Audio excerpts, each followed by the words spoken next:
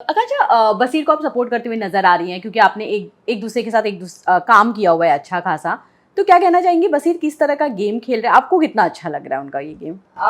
Like since day one मुझे बसीर बहुत ही पसंद आया है एज अ ह्यूमन ऑल्सो। हमारी फ्रेंडशिप बहुत थिक रही है। हम लोग बहुत बहुत सारी बातें करते थे। 2 साल तक साथ में काम किया है। मतलब ऑलमोस्ट हम लोग 16-17 आवर्स एवरी डे एक दूसरे के साथ रहते थे।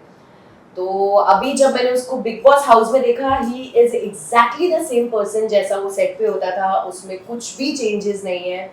वो अपने चीज़ों के लिए सेट पे भी हमेशा स्टैंड लेता था। जो सही है वो सही है, जो गलत है वो गलत है। सामने कोई भी खड़ा है उसको उस चीज़ से कभी फर्क नहीं पड़ा है। मुझे बहुत मज़ा आ रहा है और मैं बहुत प्राउड हूँ that he is my friend and he is doing lovely in the show. अच्छा, और इससे पहले भी बसीर रियलिटी शो कर चुके हैं, पर अपने आप में बिग बॉस बहुत बड़ा एक तरह से शो है, जहाँ पे लोगों की इमेज बनती है, बिगड़ती है। तो आपको क्या लग रहा है कि कहीं न कहीं बसीर की इमेज बन रही है, बिगड़ रही है? क्योंकि बहुत सारी चीज़ें बाहर भी हो रही है और घर के अंदर भी हो रही है। सी बिल्कुल सही कहा आपने। बहुत लोगों की इमेज बन जाती है और बहुत लोगों की हमेशा के लिए बिगड़ जाती है। But as far as Basir is going, I think he is going great. He is doing great. वो सही चीज़ों के लिए बोल रहा है। बाकी नॉर्मल लाइफ में भी हमसे छोटी छोटी गलतियां हो जाती हैं सबसे। द बेस्ट पार्ट इज कि वो अपनी गलती रियलाइज करके बाद में आके उन चीज़ों के लिए सॉरी बोलता है, अपोलोजाइज करता है। तो I think he is going the right path, exactly the right path. अच्छा, आवेश को लेकर उन्होंने एक कमेंट पास किया है जहाँ पे उन्होंने बोला तेरी बहुत सारी गर्लफ्रेंड थी 5-6। उसके बारे में क्या कहना चाहेंगे? उसके बाद उन्होंने सॉरी भी कहा, पर झगड़े में वो ऐसी बातें बोल देते हैं जबकि उनके खुद के बहुत सारे अफेयर्स बाहर सुनाई दे रहे हैं। सी इंडस्ट्री है और ये सबका पर्सनल लुकआउट होता है कि वो किसके साथ रहना चाहता है, किसके साथ नहीं रहना चाहता है। वो बहुत पर्सनल चीज़ है। और पहले बात आवेज ने शुरू की थी। उसने गलत स्टेटमेंट पास किया नतालिया और बसीर को लेके, जबकि Baseer was just entertaining. He was just having you know एक बहुत नॉर्मल सी कॉन्वर्सेशन वो नतालिया के साथ कर रहा था। वो उसको एंटरटेनिंग बना रहा था और उस बात को लेकर आवेश ने उसको टॉन्ट मारा। आवेश ने ये भी कहा कि तू लड़कियों को गोद में बिठाता है एंड ऑल दैट, जो बिल्कुल गलत है।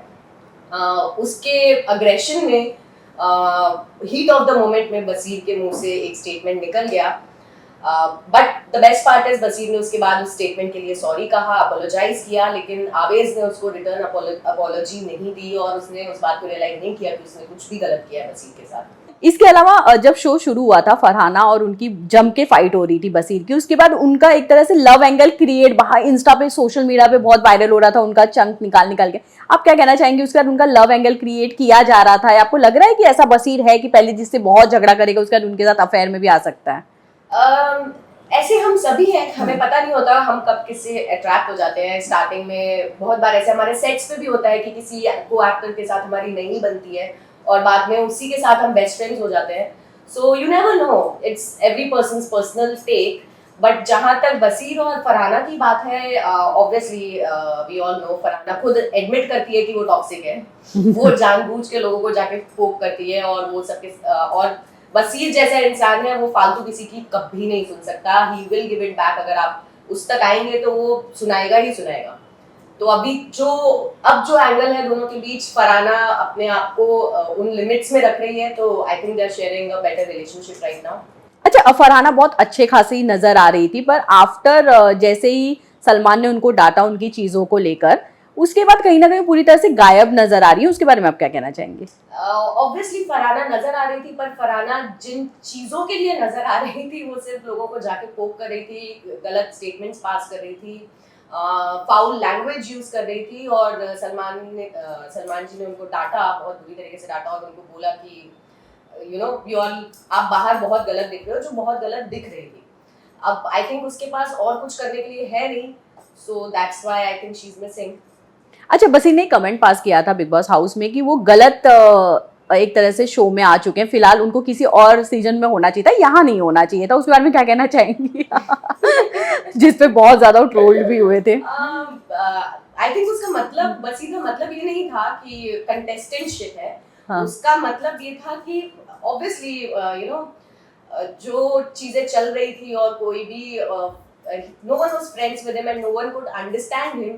सो ही वाज लाइक कि यू नो शायद मैं गलत सीजन में आ गया, अगर और कोई लोग होते यहाँ पे तो मुझे बेटर समझ पाते, उसका मतलब शायद ये था, बट वो स्टेटमेंट गलत वर्ड्स की तरह यूज हो गया। ओके अच्छा, बसीर का चलो घर के अंदर कोई लव एंगल क्रिएट होते हुए नजर आए ना आए, पर बाहर बहुत सारी लड़कियां हैं जो खुल के ये स्टेटमेंट पास कर रही हैं कि बसीर उन्हें डेट कर चुके हैं, बसीर बहुत गलत बिहेव करते थे उनके साथ, उसके बारे में क्या कहना चाहेंगे कांचा?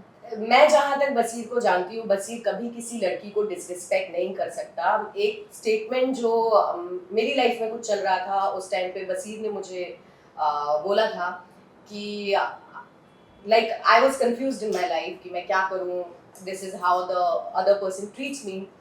तो बसीर ने ही मुझे कहा था कि उनकी मॉम ने उनको एक बात सिखाई है कि अगर एक चिड़िया उड़ती हुई आपको पसंद है तो उसको उड़ने दीजिए, अगर आप उसको कैच करेंगे तो आप उसमें इंटरेस्ट लूज कर देंगे। तो जो इंसान ऐसी थॉट रखता है, ऑब्वियसली वो खुद किसी के साथ अब्यूजिव नहीं हो सकता।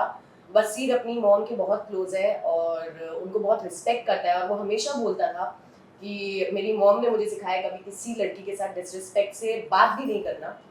एंड आप शो में भी ये चीज़ देख ही रहे होंगे कि ठीक है वो अग्रेसिव है, चीज़ों पे स्टैंड लेता है, बात करता है, चीज़ें बोलता है, बट कभी किसी लड़की के साथ उसने कोई भी अग्रेशन नहीं दिखाया उस टाइप का कि वो किसी को डिसरिस्पेक्ट कर रहा है। And I think I literally feel कि ये जो भी स्टेटमेंट्स लड़कियां दे रही हैं वो गलत है, और वो सिर्फ बसीर के नाम पे फुटेज चाहती हैं, बिकॉज बसीर अभी बिग बॉस में है and he is doing well.